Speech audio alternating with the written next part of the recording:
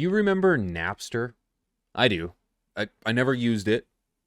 It was a peer to peer file sharing network system that allowed people to download music of any kind, pretty much any song from any artist around the world, and download it directly to your computer.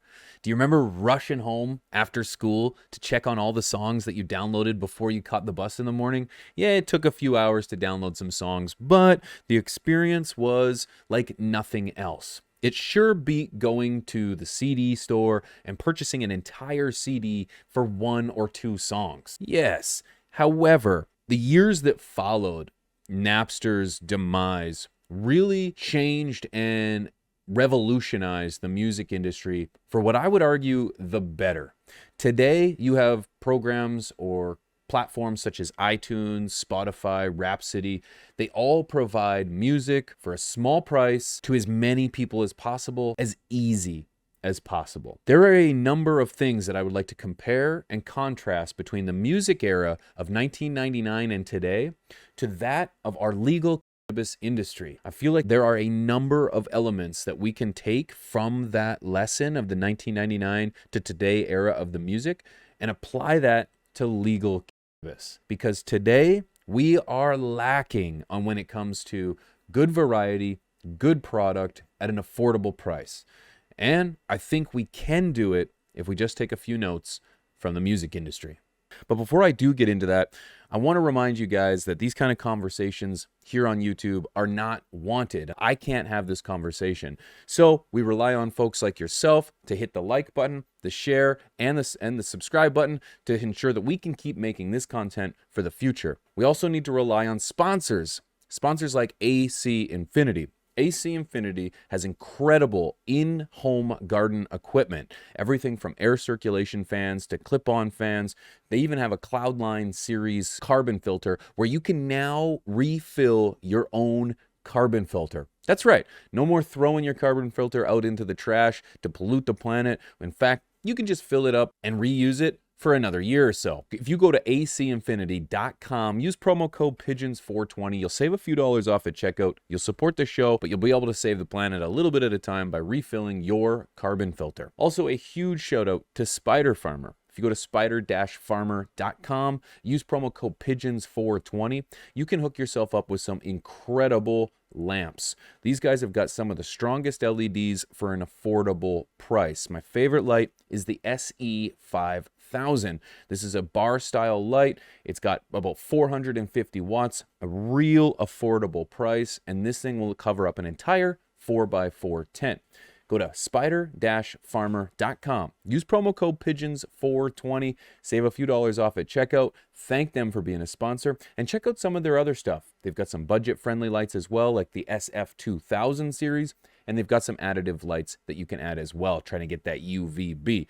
Mimic the results that I've got in my garden with Spider Farmer and use promo code PIGEONS420.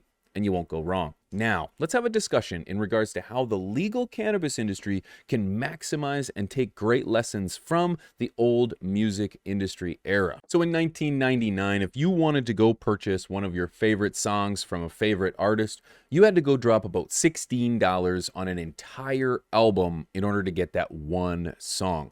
There's only a few albums out there that I can say I purchased where I enjoyed 90+% of all the songs on there. But for the majority of artists, I really just wanted that one song. And I was not prepared to spend $20 to get that one song. So I ended up relying on services such as Napster. Yes, I'm old enough to remember Napster. I used LimeWire and Kazaa and all those other things as well. But Napster was the one that first captivated the most amount of eyes by its service to be able to download music by sharing from peer to peer to peer. Nobody purchased anything aside from that very first person that would buy an album, upload it to the computer, and then distribute it for millions of people to download. And of course, the music industry did not like this. They sued Napster, took them to court, tried to shut them down, pretty much everything they could do to halt the service as a whole. Throughout the next couple years, Napster would spend a lot of its energy and its time battling these lawsuits and battling these artists.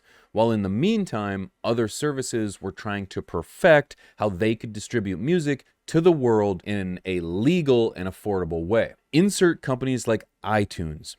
iTunes made it relatively easy to be able to go onto their platform, search an artist, search a song, and then download it for about $1. I think it was 99 cents at the time. And I remember telling myself, like hell, I'm going to spend 99 cents on a song when I can go over to this platform and download it for free. Same quality, same source, just free. Over the course of the next few months, it became increasingly difficult to get good quality music on Napster. Everybody remembers when you would download that song and there would be an FBI warning saying,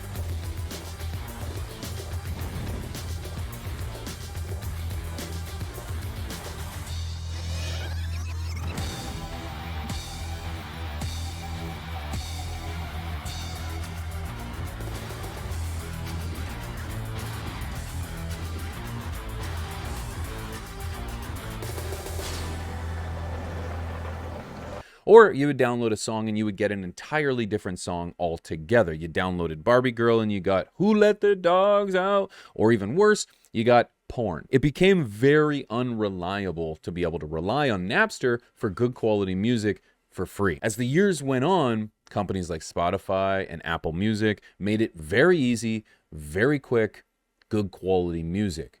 This is where I believe the cannabis industry can take notes. At the moment, it is very easy to get your product from the gray market, from the black market, from your legacy market.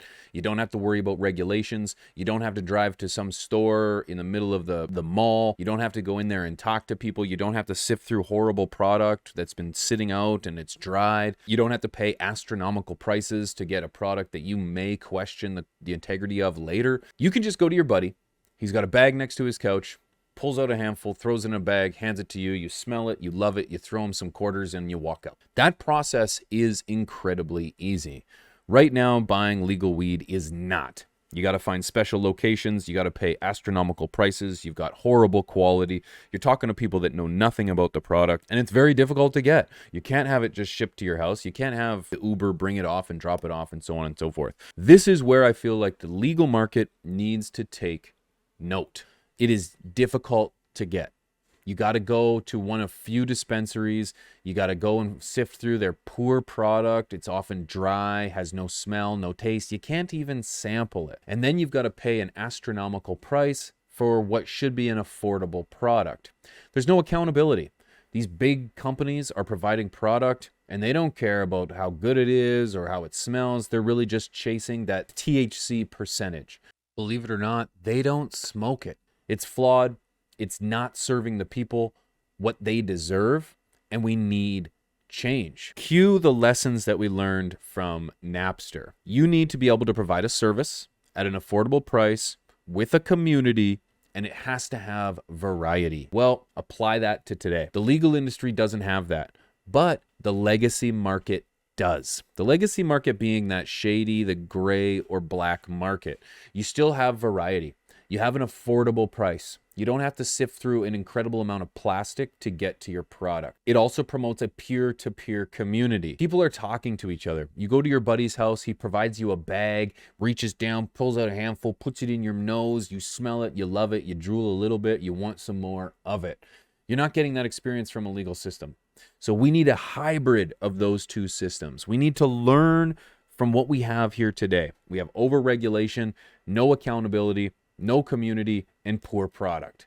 Let's change that. We need a delivery system. We need a way that people can go onto their phones, go through their apps, select a product, have it delivered to their person. Whether it comes from a guy on a bike, whether it comes through the mail, whether it comes from an Uber, what have you, we need to have it, and we need to have it easily. It needs to be at an affordable price. What is this $200 ounce? That should be history. Ounces should be $90 to $100 at most. And that's for top tier quality product. None of this shake, none of this larf, none of this garbage that we're seeing in pre-rolls.